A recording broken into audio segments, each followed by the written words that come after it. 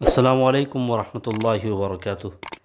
अज़ीज़ तलबा व तालिबात, 10वीं जमात की चौथी गज़ल जिसके शायर फ़ानी बदायूनी हैं, उसकी मशक़ी सरगर्मियाँ हम हल करेंगे। सबसे पहली सरगर्मी आपको ये दी गई है कि शायर के मुताबिक दुनिया की हैसियत लिखिए। तो शायर ने यहाँ दुनिया की हैसियत, या आप देख रहे हैं एक गोशा है ये दुनिया सी वीराने का। तो आप जवाब लिखेंगे कि शायर के मुताबिक दुनिया आशिक़ के दिल के एक गोशे में समा जाती है। शायर के मुताबिक दुनिया की हैसियत यह है कि वो आशिक़ के दिल के एक गोशे में समा जाती है, यानी आशिक़ के नज़दीक दुनिया की कोई हैसियत नहीं होती। दूसरा सवाल पूछा गया, ज़िंदगी के मुताल्लिक़ फ़ानी का नज़रिया बयान कीजिए। तो दूसरे शेर में शायर ने ज़िंदगी का फ़लसफ़ा बयान किया है कि एक मुअम्मा है समझने का न समझाने का, ज़िंदगी काहे को है ख्वाब है दीवाने का।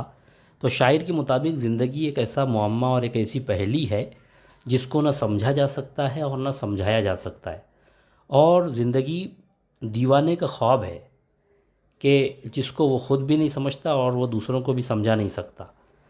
और इसी तरह से शायर ने ज़िंदगी नाम है मरमर के जिए जाने का।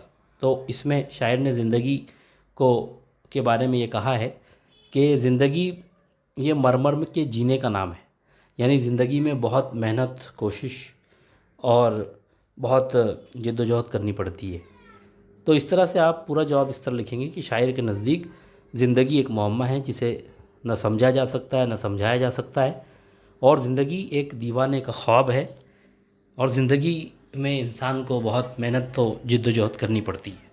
इस तरह से आप इसका जवाब लिखेंगे। उसके बाद सवाल पूछा गया, दिल और आँखों के लिए इस्तेमाल किए गए इस्तिआरे लिखिए। तो दिल से पहुँची तो हैं आँखों में लहू की बूंदें, सिलसिला शीशे से मिलता तो है पैमाने का। तो आप लिखेंगे कि शायर ने दिल के लिए शीशे का इस्तिआरा और आँखों के लिए पैमाने का इस्तिआरा इस्तेमाल किया है। इसी तरह से इस गज़ल में एक किस्म की नाउम्मीदी और यासियत का रंग है। इस बयान की मुवाफ़क़त में 2 मिसालें दीजिए। यानी आपको कहा गया है कि इस गज़ल में नाउम्मीदी की बातें की गई हैं। तो इसमें 2 शेर आप लिख सकते हैं। ज़िंदगी भी तो पशेमा है यहाँ ला के मुझे, ढूंढती है कोई हिला मेरे मर जाने का, ये शेर आप लिखें एक। और दूसरा शेर लिखें, तुमने देखा है कभी घर को बदलते हुए रंग, आओ देखो ना तमाशा मेरे गम खाने का। इस तरह से आप ये 2 अशार लिखें, जिससे समझ में आएगा कि इसमें नाउम्मीदी की बातें की गई हैं। अब फ़ानी के मुताल्लिक़ रवां ख़ाका मुकम्मल करना है।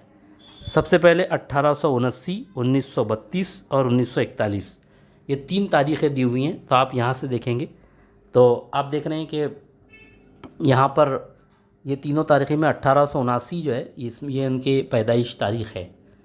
तो आप लिखेंगे उसके आगे 1879 के आगे लिखेंगे तारीख़ पैदाइश। उसके बाद 1932 में आप लिखेंगे कि महाराजा किशन प्रसाद की दावत पर हैदराबाद जाना, और 1921 आप लिखेंगे हैदराबाद में उनका इंतकाल हुआ।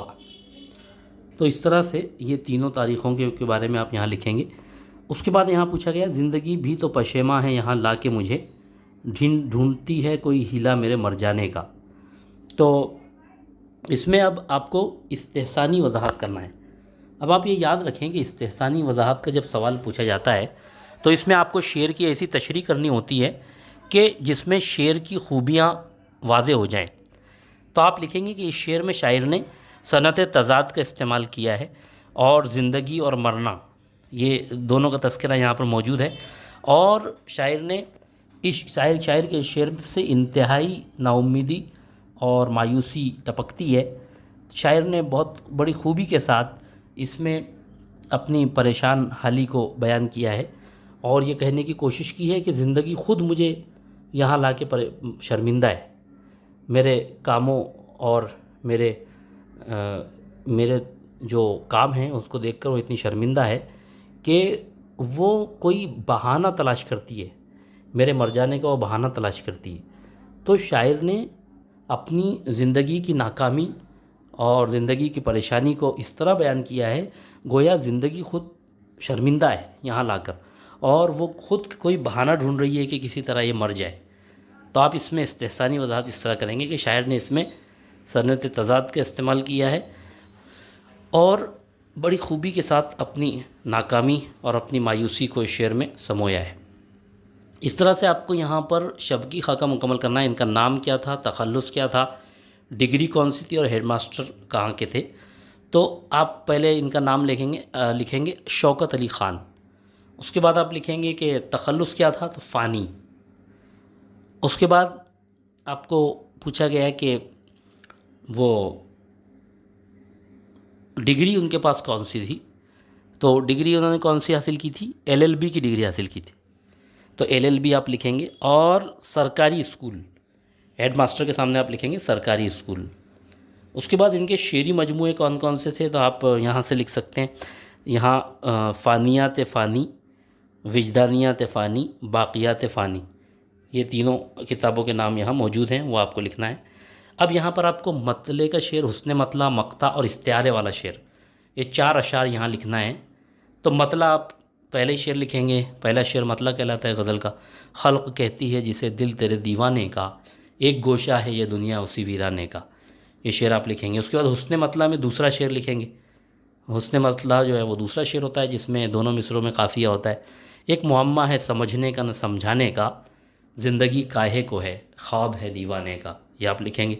उसके बाद आप तीसरा शेर लिखेंगे मक्ते का, यानी हर नफस उम्र गुज़िश्ता की है मैयत फ़ानी, ज़िंदगी नाम है मर के जिए जाने का, ये आप लिखेंगे। उसके बाद इस्तिआरे वाला शेर, दिल से पहुँची तो हैं आँखों में लहू की बूंदें, सिलसिला शीशे से मिलता तो है पैमाने का। इस तरह आप ये सरगर्मियाँ मुकम्मल करें। बहुत बहुत शुक्रिया। अस्सलामु अलैकुम वरहमतुल्लाहि वबरकातुहू।